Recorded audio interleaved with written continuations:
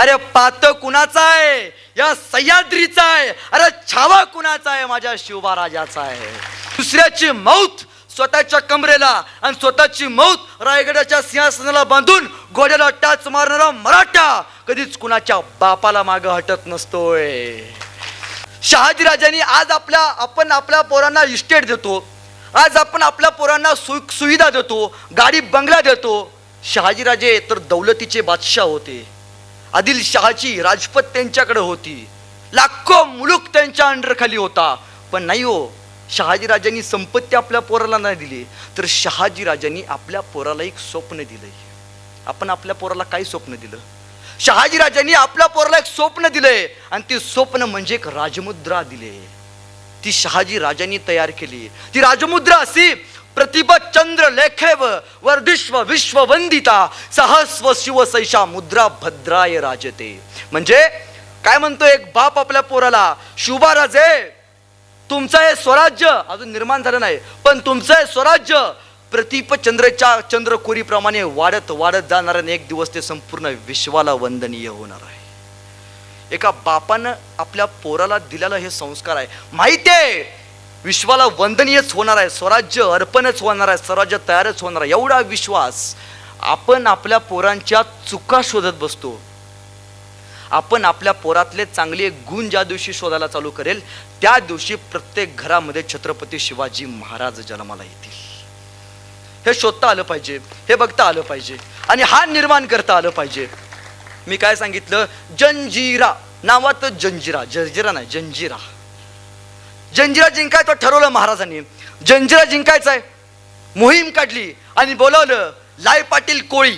कोळी समाजाचे होते, उत्कृष्ट समुद्रावरती जहाज चालवायचे. कोळी आले, राजांच्या समोर उभारून राहिले. राज बोलावणं धाडल्याचे, अहो लाय पाटील जंजिरा जिंकायचं म्हणतोय. महाराजांचं स्वप्न जंजिरा जिंकायचं आहे. महाराजांना 9 वेळा प्रयत्न केला, महाराजांना जंजिरा जिंकता आलं नाही. महाराजांचं स्वप्नच राहिलं. पण नाही हो, जंजिरा जिंकायचा आहे. राजे गेले आणि लाय पाटील कोळी समोरून उभा राहिले. लाय पाटील म्हणले राज आज्ञा द्या.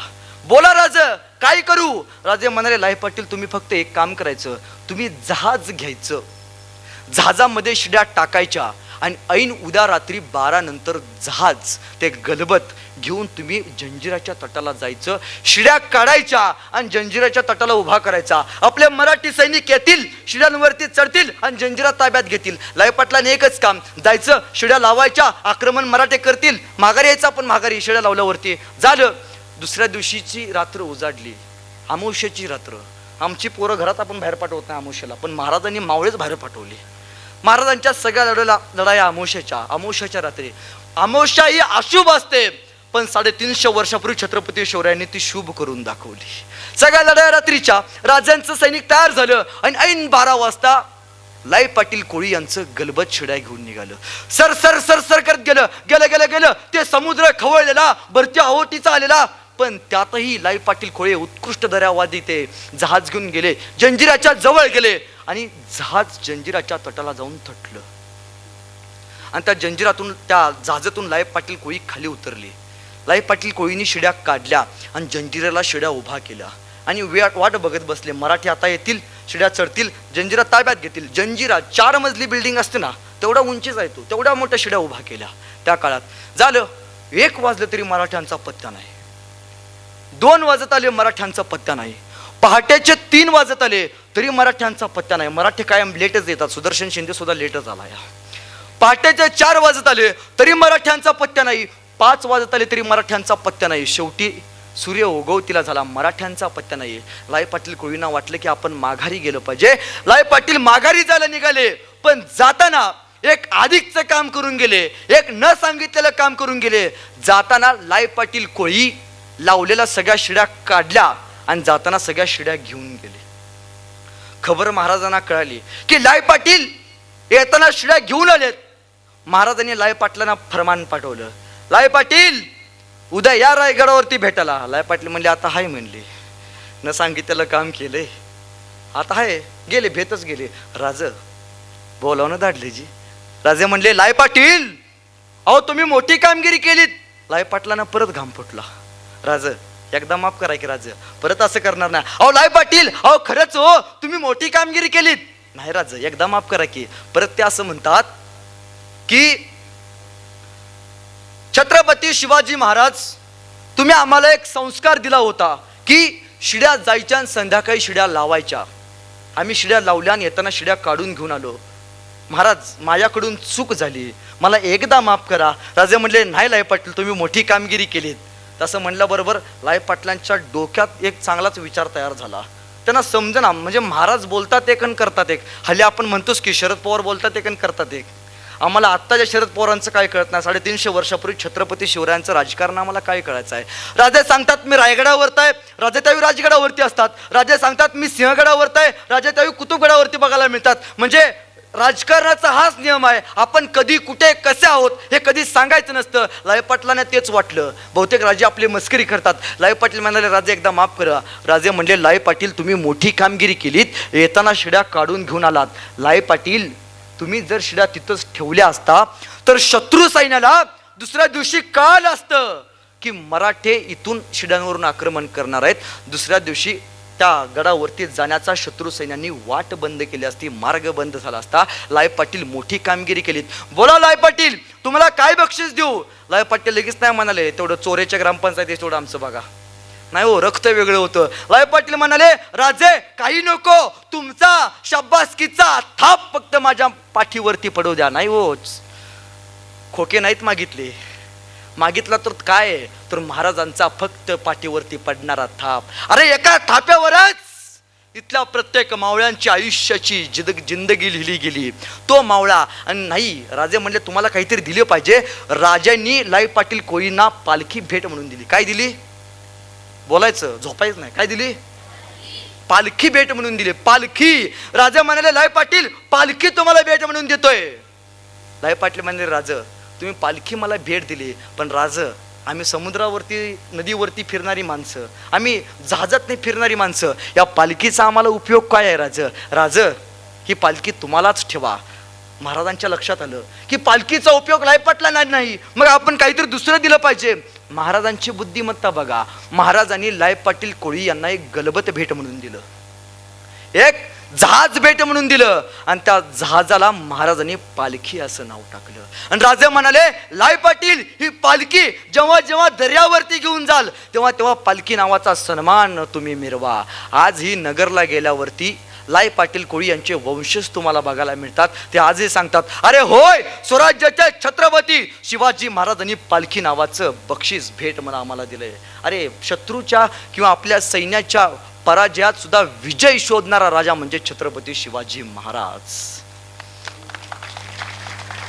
या महाराजांचं वय 12 वर्ष असताना महाराजांच्या अंगावरती पहिली गोष्ट झाली. 12 वर्षाचं वय छत्रपती शिवाजी महाराजांचं. पहिल्यांदा आला फतेह खान, साक्षात मृत्यू. फतेह खानला मारला. दुसऱ्यांदा आला अफजल खान, 40,000चा सैनिक गुण आला, मृत्यू. परत दुसऱ्यांदा सैनिकाला, त्याचं नाव शाहिस्ते खान, तो 1.25 लाख फौजीनिशी आला, साक्षात डोळ्यासमोर मृत्यू. त्यानंतर मिर्झा राजा जयसिंह 3.5 लाखाची फौज घेऊन आला, मृत्यू. महाराज आग्र्याला गेले, औरंगजेबाच्या त्यात जाऊन कैदेत अडकले, साक्षात डोळ्यासमोर मृत्यू. पण या सगळ्या मृत्यूवरती महाराजांनी मात केली आणि महाराज मृत्युंजय ठरले. आणि जग सांगू लागलं, छत्रपती शिवाजी महाराज म्हणजे मृत्यूचा बादशाह म्हणून मिरवला गेला. हे महाराजांचं सगळ्यात मोठं वैशिष्ट्य आहे, हे महाराजांचं संस्कार आहे. अहो, मिर्झा राजा जयसिंह स्वराज्यावरती आला, स्वराज्य वाढलं होतं. मिर्झा आला आणि आल्याबरोबर त्यानं इथले गडकिल्ले जिंकायला चालू केले. पण मराठी सैन्य थांबतं कुठं? एक एक एक गडकिल्ले जिंकला गेला, पण मराठी सैनिक थांबना. मिर्झाला कळना, मी यांचे गडकोट घेतले, पण राजा एवढा शांत कस काय? शेवटी मिर्झानं आपल्या एका सरदाराला बोलवलं आणि सरदाराला सांगितलं की या राजाचा जीव कशात आहे, हुडका. त्या सरदारानं सगळी 2-4 दिवस चौकशी केली आणि तो परत मिर्झापाशी आला. मिर्झा म्हणाला काय समजलं, या राजाचा जीव कशात आहे? तस तो सरदार त्या मिर्झाला बघत म्हणाला, राजे ह्या शिवाजी राजाचा जीव कुठल्या नर्तकीत नाही, या शिवाजी राजाचा जीव कुठल्या गडकिल्ल्यात नाही, या शिवाजी राजाचा जीव कुठल्या एखाद्या वस्तूत नाही, तर या राजाचा जीव इथल्या रयतेत आहे.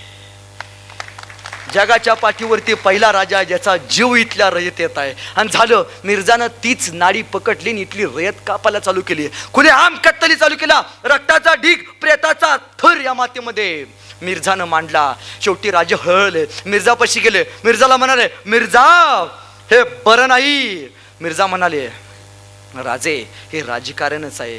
राजे एक तर तुम्ही घेतलेले सगळे गडकिल्ले माझ्या नावावरती करा, नंतर तुमच्या रयतेचे डोळ्यात देखत कत्तली बघा. एका राजानं आपला मतदारसंघ वाचवायचा प्रयत्न केला नाही. राजे म्हणाले, दगडा मातीचे गडकोट गेले तर परत घेऊ, जिवंत हरामासाची माणसं गेली तर ती कशी मिळवावीत. आणि राजांनी तह केला. तह चालू झाला, पण तहाच्या अगोदर मिर्झानं एक जहरी चाल टाकली आणि मिर्झानं पुरंदर मुरारबाजी देशपांडे, मुरारबाजी काही सैन्यानिशी त्या पुरंदर किल्ल्यावरती छाती काढून उभा होता आणि मिर्झानं जहरी चाल टाकली आणि दिलेर खानाला पुरंदरावरती पाठवलं. दिलेर खान गेला, 1.25 लाख फौज घेऊन मुरारच्या अंगावर तुटून पडला. अरे एक मुरा 50, 100, 200 अशी कत्तली करत फिरत होता. ते शौर्य बघितलं, आसमानी त्याचं धाडस बघितलं आणि दिलेर खान तिथंच थांबला. त्या दिवशी त्याला कळालं, मराठ्यांचं शौर्य नेमकं असतं तरी कसं, ते फक्त मुरारबाजी देशपांडेंसारखं. अरे त्याला काय माहितीये, मराठा म्हणजे दुसऱ्याची मौत स्वतःच्या कमरेला आणि स्वतःची मौत रायगडाच्या सिंहासनाला बांधून घोड्याला टाच मारणारा मराठा कधीच कुणाच्या बापाला माग हटत नसतोय. अरे थांबला तो, दमला. शेवटी तो मुराला म्हणाला, अरे सुन मुरा, अरे ऐक मुरा, हे मुरा या आमच्या स्वराज्याकडं, तुला जागीर देतो, माणिक मोती देतो. मुरानं पक्ष नाही बदलला. मुरा म्हणाला, सुन दिलेर, अरे ऐक दिलेर, अरे दिलेर, आम्हा मराठ्यांना शिवरायांना आज वक्त बेईमान झाला असेल. अरे दिलेर, आम्हा मराठ्यांना आणि शिवरायांना आज वक्त बेईमान झाला असेल, पण लक्षात ठेवू दिलेर, आम्ही मराठे कधीच रक्ताला बेईमान होत नसतो. आम्ही मराठे कधीच रक्ताला बेईमान होत नसतो. का हो, का नाही जाऊ वाटलं त्याला दिलेर खानाकडे? का? महाराजांनी काय शिकवली माहिती? महाराजांनी या लोकांना पैसे नाही दिले, महाराजांनी या लोकांचा जीव जिंकलाय. महाराजांनी एक गोष्ट इथल्या रयतेला शिकवली, प्रत्येक मावळ्यानं ती गोष्ट अंगीकारली पाहिजे. ती गोष्ट म्हणजे निष्ठा. निष्ठा स्वराज्यासाठी अर्पण केलेली प्रत्येक मावळ्याने निष्ठा. म्हणून औरंगजेब मारला, शाहिस्ते खान मारला, अफजल खान मारला, यांना मारल्यानंतर त्यांचे सैनिक पळून गेले, पण जीव गेला तरी महाराजांचा एकही मावळा हटत नव्हता. याचं कारण महाराजांनी त्यांच्या मनामध्ये निष्ठा पेरली होती. राजे सहज चालत चालत जायचे आणि एखाद्याच्या खांद्यावरती हात टाकायचे. अरे ज्याच्या खांद्यावरती महाराजांचा हात आणि ज्याच्या कानामध्ये महाराजांचे बोल, तो माणूस मेला तरी तो छत्रपती शिवाजी महाराजांचाच होऊन राहायचा. हा विश्वास पेरलाय हो महाराजांनी इथल्या प्रत्येक मावळ्यामध्ये. आणि झालं, तह चालू झाला आणि तहात छत्रपती शिवरायांना रयतेचा वाचवण्यासाठी 23 किल्ले बहाल करावे लागले मिर्झाला. त्यावेळी शिवरायांकडे उरलेत फक्त 16 किल्ले. किती उरलेत? आणि पुढच्या 9 वर्षाच्या आयुष्यात महाराजांकडं राज्याभिषेक झाला आणि राज्याभिषेका दिवशी शके नोंद आहे बखरीमध्ये की महाराजांकडे 365 किल्ल्यांचं साम्राज्य होतं.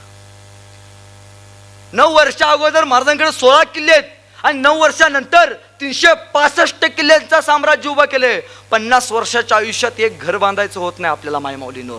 महाराजांनी 30 वर्षाच्या आयुष्यात 365 किल्ल्यांचं साम्राज्य उभा केले. सगळे म्हणायचे तह झाला, गडकिल्ले गेले, काय नाही यांच्याकडं, संपलंय आता. नाही रे, राखेतून पेटून कसं उठावं या मातीला फक्त छत्रपती शिवाजी महाराजांनी शिकवलंय. आज आमची पोरं जरा काय झाली की आत्महत्या करतात.